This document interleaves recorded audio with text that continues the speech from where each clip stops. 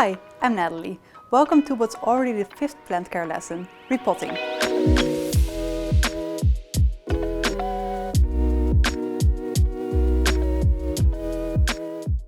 By now you know all about taking care of plants and how to save them from defects, such as brown leaves. I expect your plants to live a long and healthy life, and all healthy plants will need to be repotted at some point. Would you like your plant to keep on growing? Then I would recommend repotting it in a pot that's about 20% bigger than its current one. This will give the roots plenty of room to grow, and what's great as well is that the potting soil will provide your plant with additional fertilizer. If you've got a spare plastic grower spot with holes in the bottom, you could always repot the plant in this before placing it in a decorative pot. This will allow any excess water to drain in case you overwater your plant. Is your plant big enough already? Then you can just repot it in the same pot.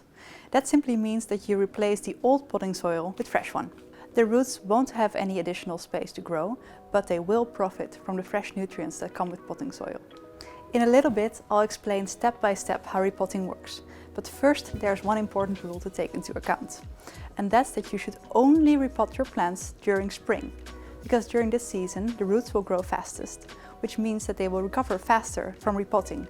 Because even if you're super careful, it's nearly impossible to avoid any damage to the roots. So, what you'll need is a planter, hydro granules or a plastic grower spot, and potting soil. Repotting in 8 steps. Step 1. Give your plant a generous amount of water, about an hour before repotting it. Next, if the pot was used before, or if it's simply not entirely clean, I would recommend you clean it thoroughly using a sponge and soap and then rinse it with water. If you have a spare plastic grower spot with holes in the bottom, you could repot the plant in this before placing it in a decorative pot. If you do not have such a pot, you could place hydro granules at the bottom of your planter and then put the plant on top of that.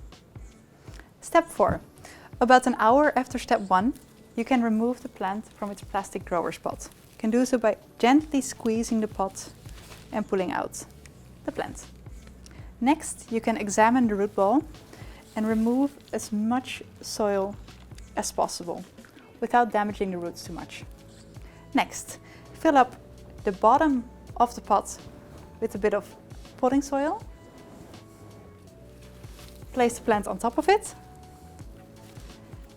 and then fill up the edges using some more potting soil. Then you use your thumbs to press down the potting soil. If it's necessary, you can add some more soil to the top. Just make sure you don't add soil all the way to the top, because that will make it difficult to water your plants. It will gush right over and create a whole big muddy mess.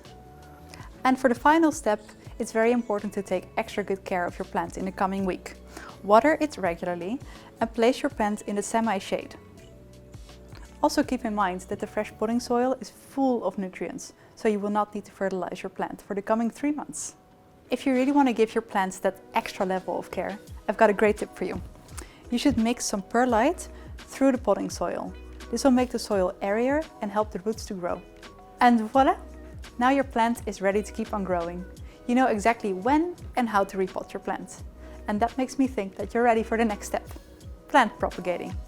See you next time!